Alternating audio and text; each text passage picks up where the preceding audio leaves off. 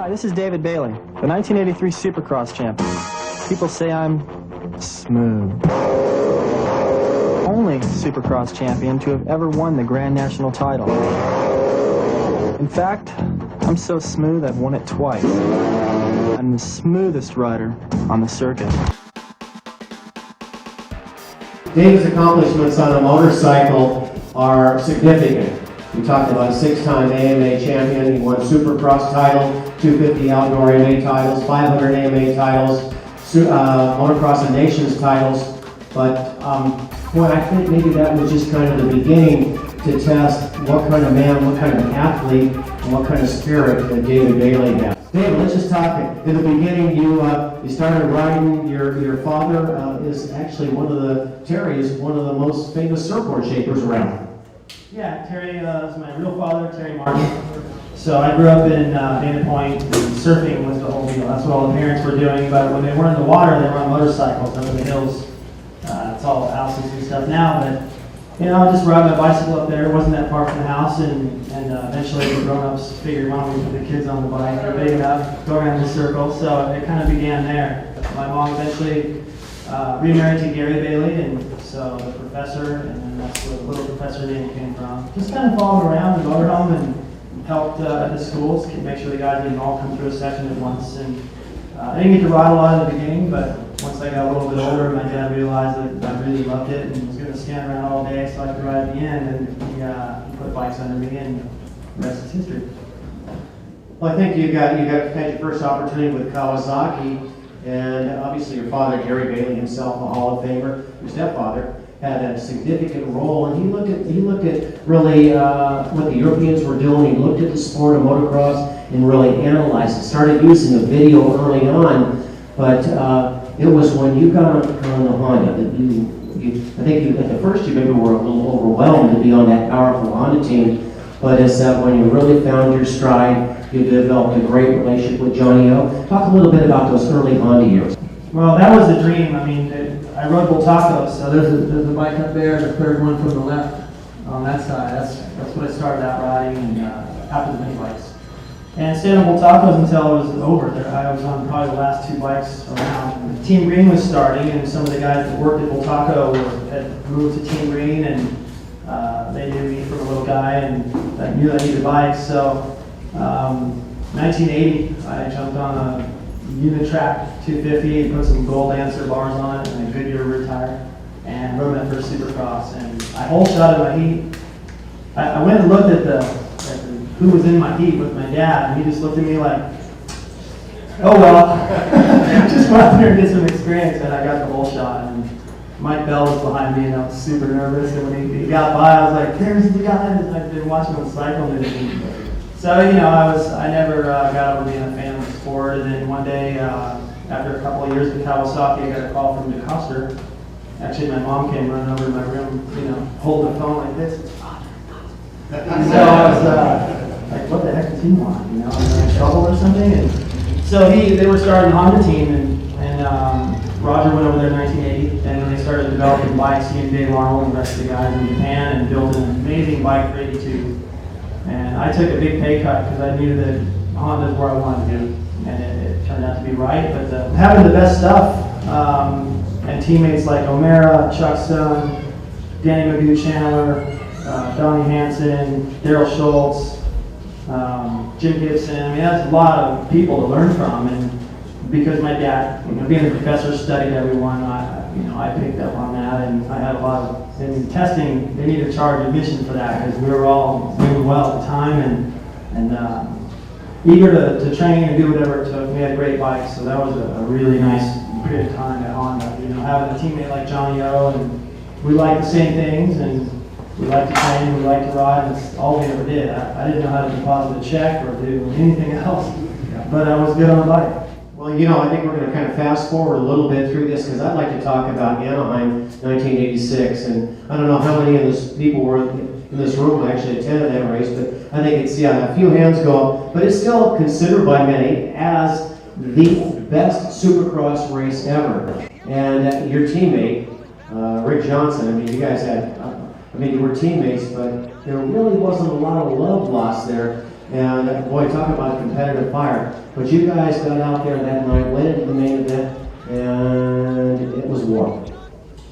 It was war between Rick and I always from day one. And Rick just came into the sport with plans. He wanted to win. And he figured if somebody was on the track trying to take that win from him, that he was not going to like him. So, I mean, he saw that in Hannah, and his first Supercross was against Hannah. He got Hannah so mad, he showed him the #1 sign and had to talk to the high-ups at Yamaha and tell this Johnson kid to stay away from me. I want to break his leg. And so, yeah, Rick and I we had that same kind of relationship early on when I was at Honda. He was still at Yamaha. We were knocking each other down on purpose sometimes. It got kind of just, yeah, it was bad. And so we just had a truce one time before a national in Gainesville. I saw him standing behind his bike at the fence, and I had to just walk right by him and get to behind him. And here we go.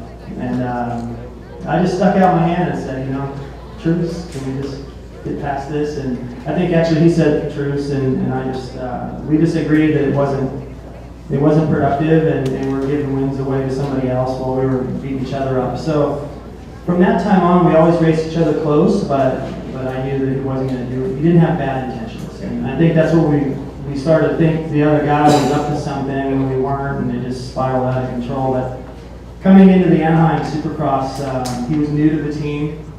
The Yamahas that he had gotten off of were pretty good. We rode them to make sure we had our bases covered in Honda, but our bikes were a little bit better, and Rick was happy to jump on the bike. So he was coming in on firing on all cylinders, and I was a little off pace. Did some Golden State races heading into that, so that worked perfect because I didn't do as well as I wanted to do leading in. So I went back to the drawing board a little bit, and I trained some more. I put in some more speed work, and found out some settings on the bike that didn't work the same when I started pushing harder. And Kawasaki was looking real good coming into the race, and then they had problems. Jeff Ward had an issue, and Ron Sheen, I don't think, was 100%.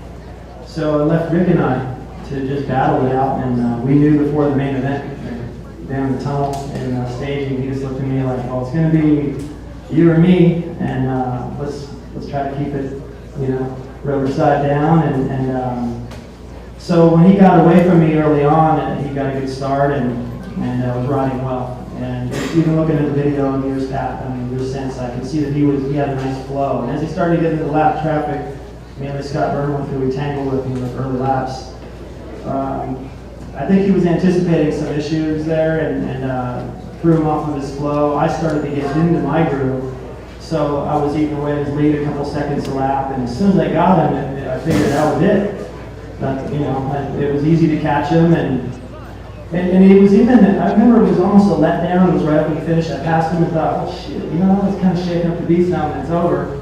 And he came right back and got me again. I thought, okay, there it is. That's the Rick I thought I was going to race with. And, I've got a lot of compliments about that race over the years for having won it, but really, we wouldn't even be talking about it if it hadn't been for Rick and that ability to just manufacture a little bit more speed. If somebody came in and challenged him, he could just find more, and most of us that ride, when you're at your best pace, that's it. You can't try harder. It's taking too many chances. And Rick was one of the guys who could do that, so that's what made that a great race. And I've told him all these years since it doesn't matter who won. It was just a great race. It's like, yeah, it's who won. Exactly. Okay, well, I want to kind of move through this a little bit. I want to go into, you had a fabulous motocross of the nations. You were absolutely on top of the world, and then life turned upside down. Well, yeah, there was, everything kind of came to a head. Even for Rick Johnson and Johnny O and I were all in Italy. Johnny O was starting to battle some knee injuries, and Honda let him go. Rick had a couple of good years, and then his wrist gave him problems, and his career kind of fizzled out, and then I got hurt right after that. But before I got hurt, we had a honeymoon in Hawaii, and I saw this Ironman deal. And I told my girlfriend at the time, Gina, I said, when I'm done racing, I'd love to come back over and figure out how to get into this thing and finish it. That'd be cool. And a few months later, right after we were married, I went over the handlebars and fell just wrong, I guess. And that was tough. To go from the top to the bottom that quick, Didn't really see it coming. I never thought about injuries when I rode. It was just, you don't think like that. You just figure, well, I know what I'm doing, and if I fall, I'll tumble just right. I have before, I'll get up and it'll work out. We didn't think about knee braces and stuff.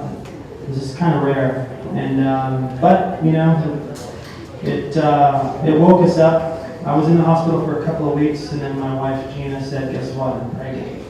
And it was exciting, but at the same time, man, we're dealing with a lot already. Got home, found out that I made some mistakes financially, and so life just, it gave me a lot up to that point, but then it just kicked my butt. And I whined about it for a while, and I wasn't that easy to live with my wife. I'm going to go to Vermont. Our son Sean had been born, and get away a little bit and give me some time to think. And, just one day it just occurred to me, I was going nowhere. Didn't have a lot of people coming to visit. I wasn't the most fun guy to be around. And I just couldn't figure out what am I going to do? Everything I love to do, I can't do that now. So one day, it just occurred to me that if I only had a year or 2 or 3, or if I knew how much more time I had to live, then what would I be doing? And if that answer was so far different from what I was doing at the time, that I just decided, I know how to exercise. That doesn't take luck or money or connections. I just got in one of the chairs just like this and just pushed to the end of my driveway and back. Probably like a mile back east, hot and humid, and it just started from there, pushing my chair to the end of the driveway and back. And then next thing I know, I'm lining up over there, treading water in the bay with 2,000 other lunatics thinking about doing this Ironman deal in a day. And it was an interesting ride. I get to be the best rider and travel around, see Japan, all these countries, and motocross gave me a great life. And yeah, it didn't end like I would like to have, but I always wanted to go out on top, and I kind of did. And then, I wanted to see the world. I did, and we still get to go and do things like that. And had I not gotten injured, I would have, not sure that I would have had the same experiences that I've had and the same frame of mind that I have now. I realize you don't have all this talent, just come into the world and make a bunch of money and live in a big house and then die. So, it caused me to think a little bit more and make better decisions and think more about other people and leading up to this painting behind me here that Tracy painted. That's 2009. In 2008, I helped Ricky James, who was in a chair. I started thinking about, let me help him do something. It seemed like he was young and good-looking kid, and Southern California parties and stuff. I could see that there was certainly a potential for maybe going down a road that he might regret. So I just got too tired to do that. And then he finished it in 2008. His mom and dad, and they were all like, "Why do you do that again?" So this behind me is just digging out. Getting hurt in the first place was difficult. Dug out of that, and my wife Gina stuck with me. We'll be married for 25 years. Big close.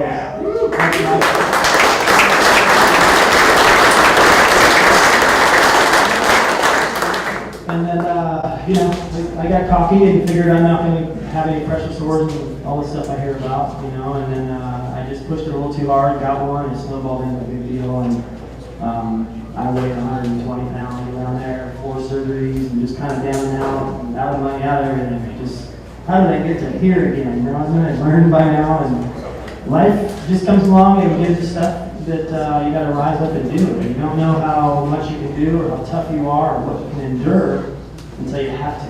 And then you amaze yourself usually. And this painting behind me is just, for me, it's a symbol of no matter how far down you are, never say never. You can come back and build back up. So Tracy might have made my arm look a little bit stronger than what it really was. But I don't know. I'll take it.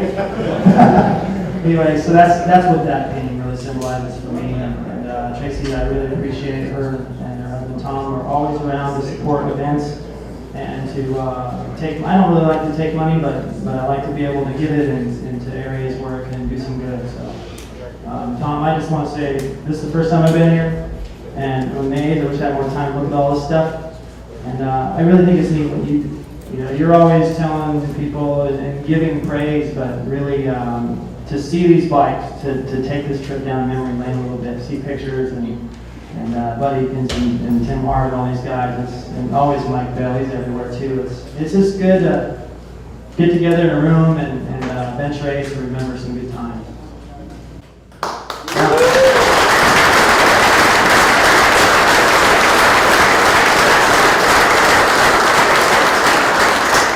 Well, thank you very much, David. And I mean, it just you're obviously you lived your life, and you're still a young man, but you lived. I think you just turned 50, did you recently, or are you 50 yet? I don't know. Almost 50, but you've lived just an incredible life, and then come back, win the Ironman triathlon, then you have this. What he didn't tell you is he spent a year flat on his stomach here. I think it would just about anybody, it would just kill any will that they would have to live, let alone to go out and try to compete again in the Ironman triathlon. So this man, I mean, he's just huge, a huge human being here. How about a big hand for David?